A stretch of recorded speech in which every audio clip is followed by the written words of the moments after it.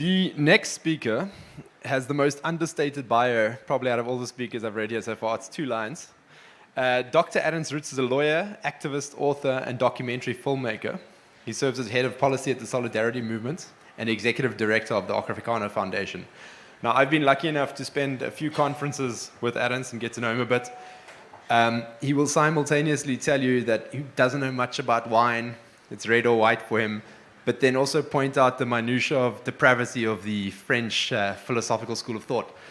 So Ernst is a man of many talents. You might know him from his previous role as deputy head of AfriForum. He's now heading up the Solidariteid movement. He's been very much involved in the parallel institutions in South Africa as a whole, and building alternative structures to government. So yes, I very much look forward to this. Ernst, welcome.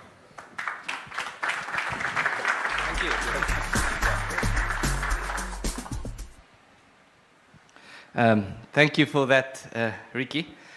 Let me stand here. So first, it's a great privilege to be here. I'm very happy to speak at this conference.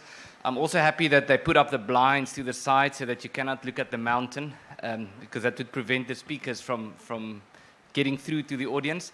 So my goal for the next 15 minutes is not to talk about Bitcoin, but creating the impression that I am talking about Bitcoin, and leaving you with the conclusion that I did in fact speak about Bitcoin. Now, I was asked to talk about decentralization, which of course is a topic that is very, in a sense, underpins the entire discussion about Bitcoin, about why it's important.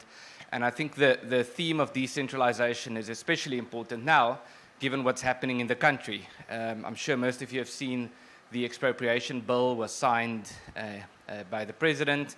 We have talks about, or we have the Bella bill that came through recently, and there's talks about NHI and all of these things. So even though the situation in South Africa is one in which we thought we now have a government of national unity and the government would be, or the ruling party would be more responsible and more cautious, what seems to happen is the opposite, that they seem to be more hell-bent on centralization.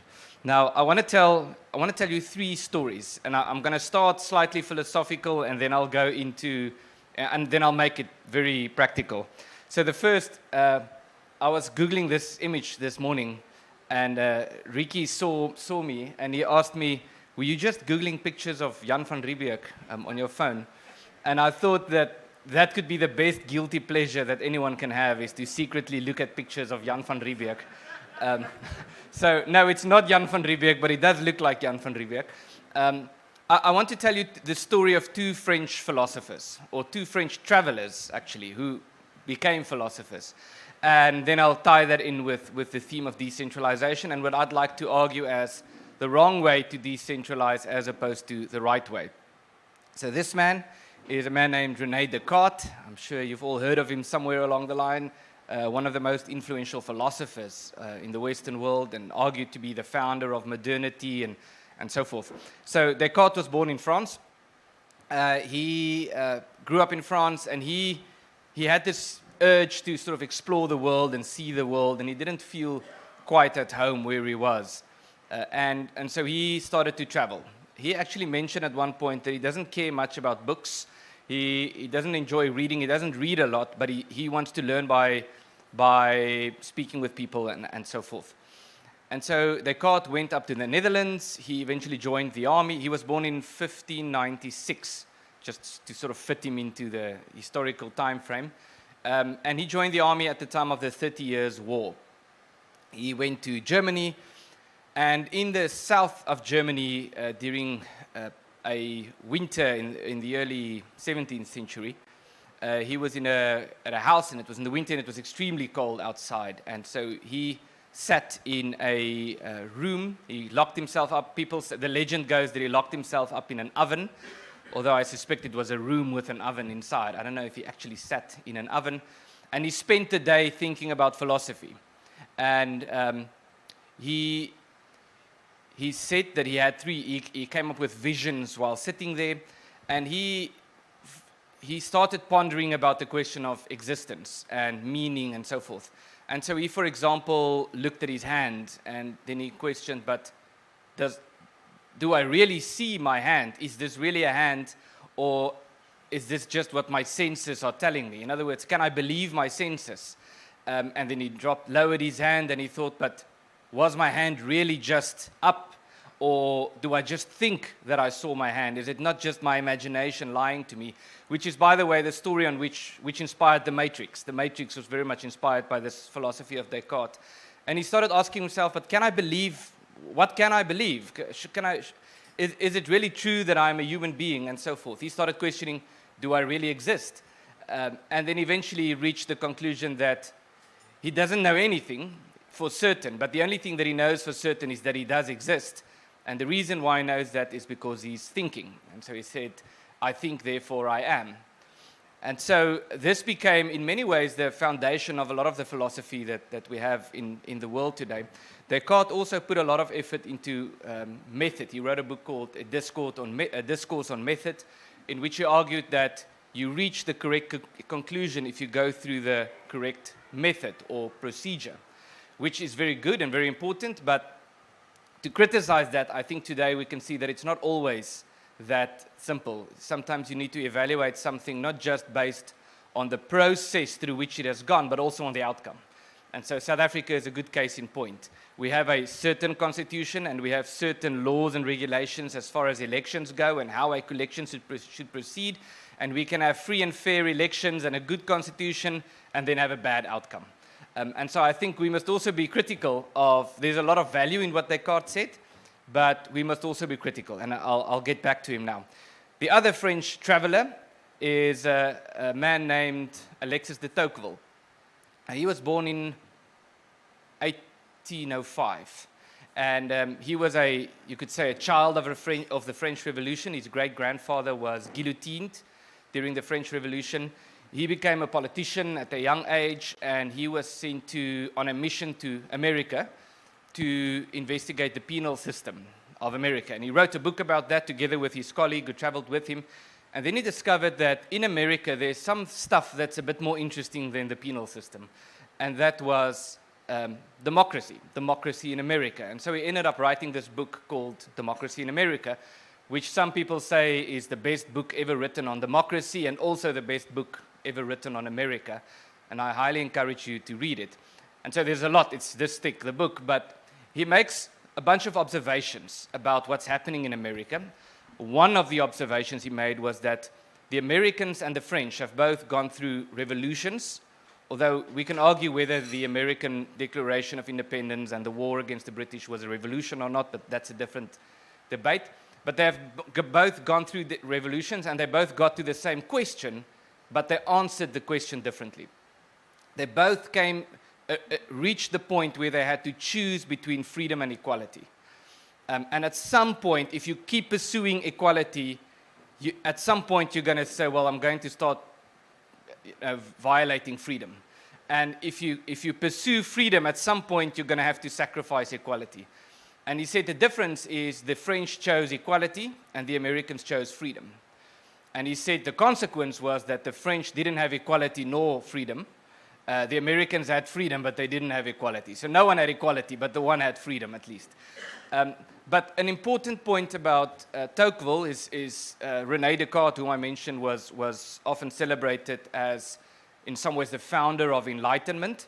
And Tocqueville was also a big supporter of the idea of enlightenment, although he had a very particular definition of what it means to be enlightened. His view of enlightenment was that you actively learn through experience.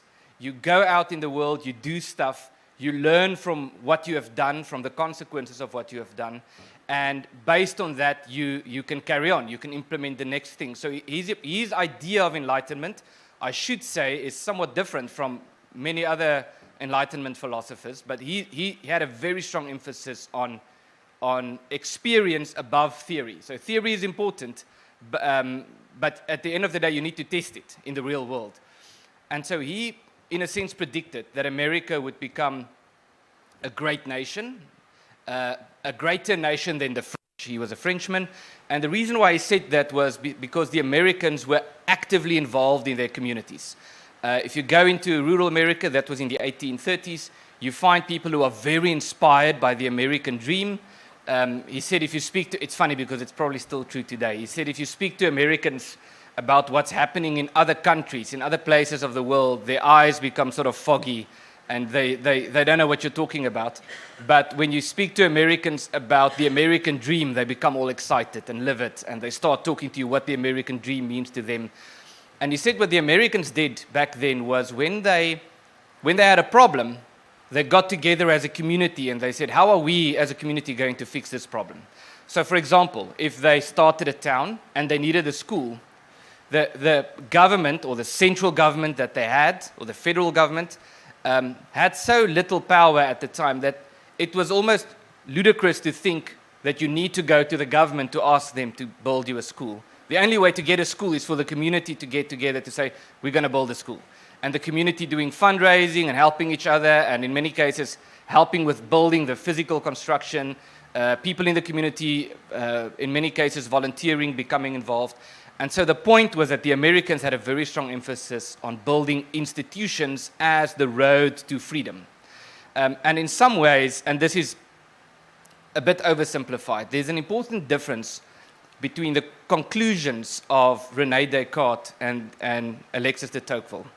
Both of them, in a certain sense, had a decentralization approach. But Descartes he resorted to abstractions, to finding solutions within your own brain, and doubting everything, questioning everything, which in a way built this foundation to a very theoretical approach, which is useful. But Tocqueville's approach was a bit different. Even though he was a supporter and a fan of Descartes, his approach was the most important thing is to actually go out and do stuff in the community. And so I would argue that when we're talking about decentralization, there's a wrong way and a right way to do it. And the wrong way is to become entangled in abstraction, to become entangled in theory, to become entangled in ideology, in ideas that make sense if only people were to agree with me. When the right way is to say, let's recognize that we are connected to each other, let's recognize that we are a community, let's recognize that we can only grow and achieve the things we want to achieve if we actually go out into the real world and we start implementing it. And we make mistakes and we learn from our mistakes, and we might change course a little bit and we learn from that and we go on. And so this brings me to the Afrikaner story. And unfortunately, because of the narrative or the zeitgeist in South Africa and the world, we're not really allowed to say anything about anything that happened before 1994, except it was evil and it was bad. And there was a lot of horrible things, but I would argue that there are some very important lessons that we can learn from the Afrikaner story before 1994, in the last century. And I want to mention three, and I'll do them briefly. The first was after the war, the Anglo-Boer War, the Afrikaner people were devastated. They had no money, they had no farms, they had no land, everything was taken, they were very poor. And initially the Afrikaners thought the way out is reparations. The English needs to give us compensation for what happened. And there was, a lot of people don't know this, but there was an attempt to fix the problem through compensation, which made things worse. And there's a whole story behind that. A lot of the compensation money was used to fix railroads. A lot of the people had to use their compensation money to buy back the oxes and the implements that was taken from them, buy their own property back. And so eventually the Afrikaners concluded that compensation makes things worse because it makes you more dependent. And then there was a person named Father Kestel, I think in the 1930s, who made a statement called "A volk red homself," a nation saves itself. And the underlying ethos there was, if we want to get out of this mess, we have to do it ourselves. We have to build our own institutions. And so the Afrikaners had bake sales, selling koeksisters and melktert and things like that to build universities and schools, which was, I think, the most underestimated, but probably the most important part, or one of the most important parts of Afrikaner history. So that's the first lesson. The second lesson is something that we, as people who believe in decentralization, don't always want to admit, but I think it's important to mention, is that as the Afrikaners started to build the state did become a catalyst for accelerated growth. In the sense that The Afrikaners started with people like Hendrik van der Bijl and all of these. They started saying, well, we need to have these big projects. We need to build highways. We need to build power stations, power plants, pipes, and all of this. And the state became an active role player. And the state said, okay, yes, we need Eskom. We need a power supplier. So we're going to give you with money that we get from the taxpayers to build a power station. And that did, in fact, lead to accelerated growth. But the third lesson is that this led to a situation where the Afrikaner people became very much dependent on the government. The state did create some form of accelerated growth initially, and eventually the state just took over everything. Many Afrikaners felt that, well, we didn't really need to worry about what we teach our children. The government will do that. We'll just send them to school. They'll learn about everything, and we don't need to be involved anymore. We don't need to be involved. The only thing we need to do is get money on the table and go on holiday. And so in a sense, the Afrikaner people, we lost our sense of community, this thing that Alexis de Tocqueville spoke about. And I do think now we have a new dispensation, and I do think, and I'm very optimistic to say that through the solidarity movement in our institutions, I think we're getting that back. And so these are some pictures of Soltech, the technical college institution that was built in Pretoria. This campus was it 300 million rand, I think, to build? And the biggest contribution, for those who don't know, was 10 rand. So this campus building was built with 10 rand donations. And the way in which we did that was hundreds of thousands of people giving 10 rands to build this, 10 rands every month.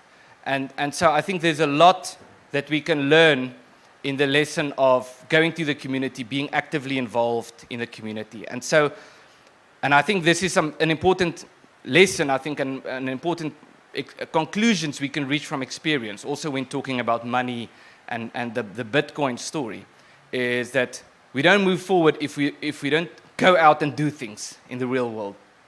And so we are, and I'll conclude with this, inspired by the statement, I think it was Winston Churchill who said it first, that the future has already happened.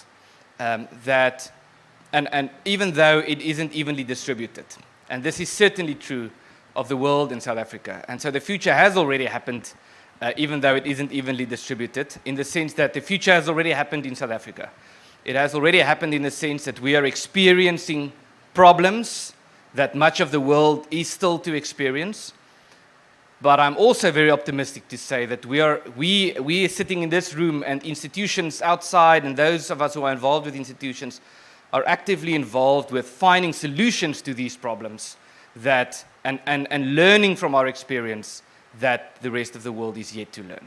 Thank you very much.